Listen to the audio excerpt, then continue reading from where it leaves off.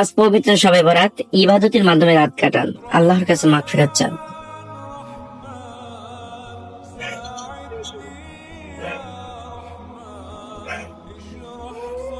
আজকের রাতটা খুবই গুরুত্বপূর্ণ, আমরা নামাজ পড়ি। উফ মা, আমি খুব ক্লান্ত, এসব করতে আমার ভালো লাগতেছে না।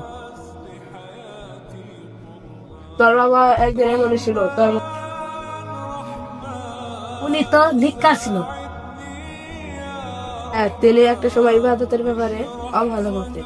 একদিন সময় বেড়াতে আমার হাত ধরে বলেছিল, আমি সারা জীবন ইবাদত নিয়ে অবহেলা করি। এবার আমি আল্লাহর কাছে ফিরে যেতে চাই। কিন্তু সেই রাতের পর থেকে তিনি বদলে যান। তিনি নিয়মিত নামাজ পড়তেন এবং নিয়মিত কোরআন তেলাওয়াত করতেন, কিন্তু হঠাৎ করে তিনি এক দুর্ঘটনায় আমাদের ছেড়ে চলে গেলেন। এই রাতে আল্লাহ আমাদের ভাগ্য নির্ধারণ করেন, এখানে আগামী বছর আমরা বেঁচে থাকবো কিনা। মা, আজকে থেকে আমি ইবাদত নিয়মিত শুরু করবো। মহান আল্লাহ তাআলা আমাদের সবাইকে শবে বরাতের আমল করার তৌফিক দান করুন এবং রোজা রাখার তৌফিক দান করুন। আসসালামু আলাইকুম ওয়া রাহমাতুল্লাহ।